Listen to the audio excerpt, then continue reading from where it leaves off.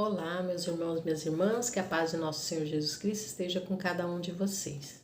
Hoje é dia 4 de julho e nós já estamos na 14ª semana do tempo comum. Hoje nós vamos refletir o Evangelho de Mateus, capítulo 9, do versículo 18 ao 26.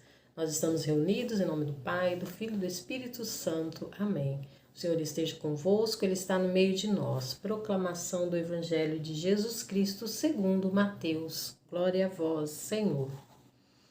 Enquanto Jesus estava falando, um chefe aproximou-se, inclinou-se profundamente diante dele e disse: Minha filha acaba de morrer, mas vem, impõe tua mão sobre ela e ela viverá. Jesus levantou-se e o seguiu, junto com seus discípulos. Nisto, uma mulher que sofria de hemorragia há 12 anos veio por trás dele e tocou a barra do seu manto.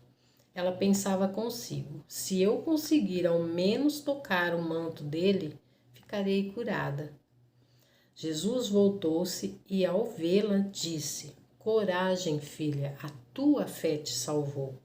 E a mulher ficou curada a partir daquele instante. Chegando à casa do chefe, Jesus viu os tocadores de flauta e uma multidão alvoroçada. E disse: Retirai-vos, porque a menina não morreu, mas está dormindo. E começaram a caçoar dele. Quando a multidão foi afastada, Jesus entrou, tomou a menina pela mão e ela se levantou. Essa notícia espalhou-se por toda aquela região. Palavra da salvação. Glória a vós, Senhor. Queridos irmãos, vamos nos localizar aqui no contexto deste texto. Aqui, Jesus ainda estava na casa de Mateus em um jantar. Jesus tinha convidado Mateus para segui-lo e Mateus o convidou para jantar em sua casa. E ali havia publicanos, cobradores de impostos, os fariseus, os pecadores e os discípulos de João Batista. E Jesus estava sendo questionado sobre o jejum. Jesus ainda estava falando o quê? Explicando que ele era o noivo, que os discípulos não precisavam jejuar enquanto o noivo estava presente. E Jesus é esse noivo, é esse Messias esperado. Jesus aqui, queridos, não está falando para não fazer jejum, mas que não há necessidade de jejum quando Jesus está presente, porque Jesus é vida, é celebração. Diz aqui que enquanto ele falava, aproximou-se dele esse chefe da sinagoga, que pelos outros evangelhos sinóticos de Marcos e Lucas, nós sabemos que o nome dele é Jairo. E ele diz para Jesus ir até a sua casa, impor as mãos sobre a filha dele, que ela viverá, porque ele disse que ela tinha acabado de morrer. Queridos, aqui nós já vemos algo para pensarmos. Por que Jairo fala para ele impor as mãos? Queridos, na antiga aliança era proibido tocar uma pessoa morta. Não é como nos dias nossos de hoje, nós tocamos numa pessoa, num defunto, em alguém que já morreu. Mas eles tinham uma crença que a pessoa que tocasse um defunto, uma pessoa morta, ficava impura. Por isso ele diz: impõe as tuas mãos, que ela viverá. Então, assim, ele tem fé que Jesus, mesmo só impondo as mãos, ela voltará a viver. Então, ele tem fé. Aí acontece que ele, caminhando para ir à casa de Jairo, é interrompido por uma mulher do fluxo de sangue. Aqui também há algo muito interessante. Essa mulher acredita que se tocar no manto de Jesus, ela ficará curada. Ela que também, embora ela segue as leis da antiga aliança, mas ela também crê numa palavra, nas profecias que há em Números e Malaquias, que fala que se alguém tocar na orla do manto do verdadeiro Messias, ficará curado de toda doença, de todo pecado. Então, ela creu nessa palavra. Olha que interessante. E nós? Aí é algo para nós pensarmos. Nós cremos na palavra de Deus, no poder, na autoridade da palavra que é Jesus, sobre toda doença, todo mal que nos aflige. E olha que lindo, Jesus sente que é tocado e diz para ela: coragem, filha, a tua fé te salvou. Então ele diz que não foi o toque dela na vestes que a salvou, mas a fé que ela teve nessas promessas, nessas profecias. E algo interessante, ele chama ela de filha.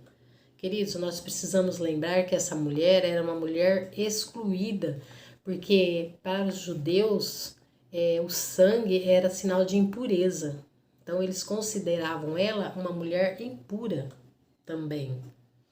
Então que ela não poderia tocar ninguém, mas ela foi além, ela foi ousada, ela creu na palavra de Deus, ela creu nesse Jesus que estava falando ali na casa de Mateus, que ele era um noivo esperado, ele era o Messias tão esperado pelo povo judeu. Ela creu nessa verdade. E ela foi curada e Jesus chama ela de filha, porque ela, pelo fato de ser excluída, ser, entre aspas, considerada uma mulher impura, ela não vivia, não tinha convívio social com as pessoas. Não poderia entrar dentro de uma sinagoga, por isso que provavelmente essa mulher estava no lado de fora dessa casa, mas ouvindo tudo que Jesus falava. Então ela deveria andar ao redor por onde Jesus estava, mas sempre à distância, ela tinha que manter distância. E aqui Jesus mostra algo lindo, né? Ele chama ela de filha, então ele introduz ela, coloca ela onde todos rejeitavam, coloca ela como filha, fala para ela que ela também é filha de Deus. Que Deus, Jesus veio mostrar isso, um Deus conosco, um Deus que inclui aqueles que são excluídos. E nós?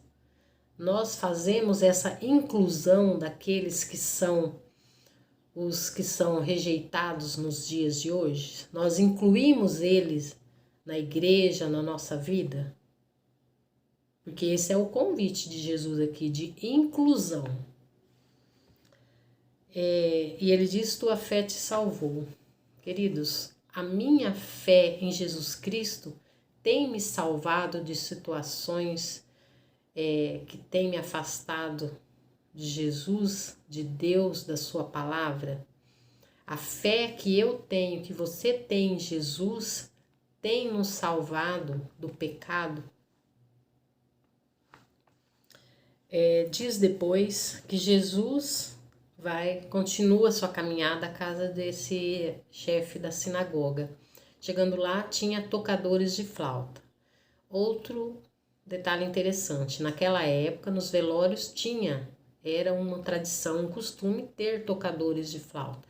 Para nós compararmos hoje, seria os ministros de Ezequias que vão nos velórios fazer a celebração de Ezequias, daquele defunto, daquela pessoa que faleceu.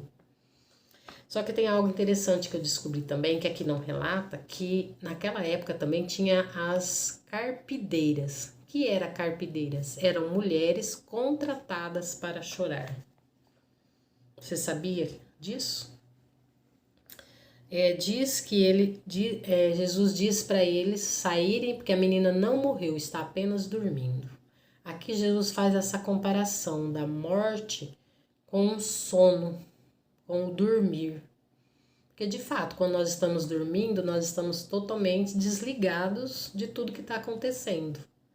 E quando nós acordamos, nós voltamos a fazer as coisas do cotidiano. Então aqui já é uma predição de Jesus, ele falando da sua ressurreição, porque Jesus ficou 3 dias morto e ressuscitou ao terceiro dia. E também já nos falando da nossa ressurreição, que a nossa morte não é para sempre. Nós ressuscitaremos em Cristo. Jesus disse que Ele é a ressurreição. Diz que Ele entrou na casa, tomou a menina pela mão e ela se levantou. Queridos, aqui também há algo interessante, né? Aqui Jesus, a mulher do fluxo de sangue, toca Jesus. Aqui é Jesus que toca aquela mulher, aquela menina, e ela se levanta. Queridos, o que nós podemos tirar de lição para a nossa vida? Que nós podemos tocar Jesus pela nossa fé, mas também devemos nos deixar ser tocados por Jesus. Eu não sei a situação de doença ou de morte que pode estar acontecendo na tua vida, mas Jesus diz: coragem, filho, coragem, filha, a tua fé te salvou. É a tua fé, querido e querida, que em Jesus que vai te salvar, que vai te restaurar, que vai te libertar dessa situação. Você crê nessa palavra de Jesus hoje? A palavra de Jesus para nós hoje é muito forte. Ele diz coragem. Ele diz para a menina, levanta, ela se levantou. Ele tomou ela pela mão e ela se levantou. Creiamos no poder, na autoridade de Jesus sobre a nossa vida, sobre todas as condições de males que pode estar acontecendo dentro de nós, ao nosso redor. Creia somente, queridos. Jesus é o Deus conosco. Louvado seja nosso Senhor Jesus Cristo, para sempre seja louvado. Nós estivemos reunidos em nome do Pai, do Filho e do Espírito Santo. Amém. Queridos, que vocês tenham uma abençoada semana e que Deus abençoe a todos vocês.